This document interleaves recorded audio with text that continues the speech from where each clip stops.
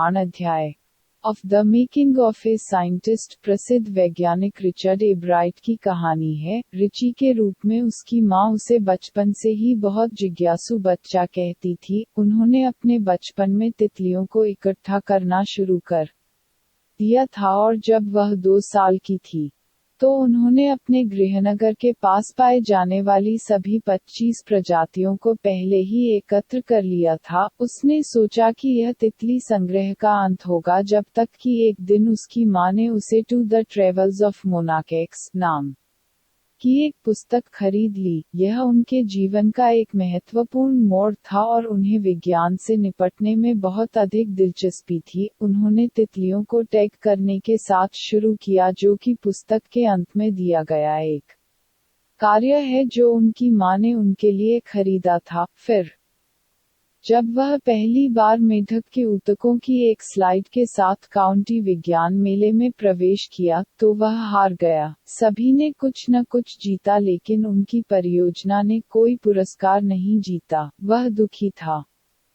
लेकिन यह भी समझ गया था कि जीतने के लिए उसे वास्तविक प्रयोग करने की जरूरत है, न कि केवल साफ सुथरे और स्वच्छ मॉडल बनाने की। फिर उन्होंने टोरंटो विश्वविद्यालय में डॉक्टर उर्कहार्ट को लिखा, उनसे प्रोजेक्ट बनाने के लिए विचारों के लिए कहा। वह अपने उच्च विद्यालय के दौरान व्यस्त रहे। डॉक्टर उर्कहार्ट द्वारा उन्हें भेजी गई लंबी सूची पर काम करना। फिर अगले साल के मेले के लिए उन्होंने वायरल बीमारी को देखने की परियोजना को चुना जिसने हर कुछ वर्षों में लगभग सभी मोनार्क कैटरपिलर को मार दिया। उसने सोचा कि इसका कारण एक बीटल हो सकता है, इसलिए उसने बीटल की उपस्थिति में कैटरपिलर को उठाना शुरू कर दिया, लेकिन कोई परिणाम नहीं मिल सका। इसलिए जब उन्होंने काउंटी विज्ञान मेले में अपना परीक्षण प्रयोग दिखाया तो उनकी परियोजना ने एक पुरस्कार जीता।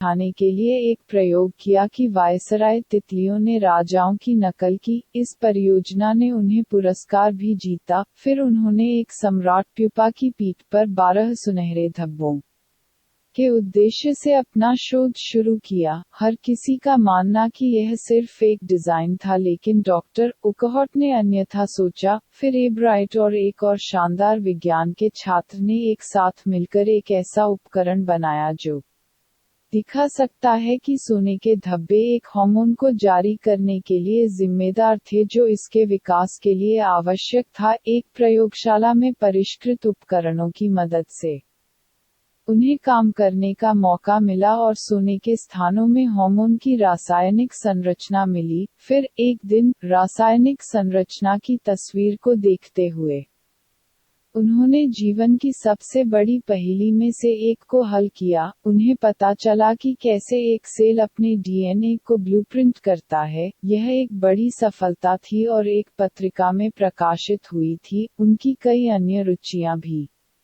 थी और उन्होंने अपने सामाजिक अध्ययन शिक्षक की भी प्रशंसा की क्योंकि वे ही थे जो उन्हें नए विचार देते थे। वह बहस करने, सार्वजनिक बोलने और एक महान कैनोइस्ट में अच्छा था। वह कभी भी जीतने के लिए या पुरस्कार के लिए नहीं जीतता था, लेकिन क्योंकि वह जो कुछ भी करता था उसमें सबसे अच्छा होना चाहता था। इस अध्याय में दिखाया गया है कि जिज्ञासा की सही मात्रा के साथ एक उज्ज्वल दिमाग और सही कारणों से जीतने की इच्छाशक्ति एक वैज्ञानिक होने के लिए आवश्यक गुण है। उनकी माँ ने भी उन्हें बनाने में एक बड़ी भूमिका निभाई थी क्योंकि वह वही थी जिन्होंने उनकी पूरी यात्रा में उनका समर्थन किया और उन्हें as the travels of monarch X पुस्तक खरीदी, जिसने विज्ञान के क्षेत्र में उनकी जिज्ञासा को जगाया।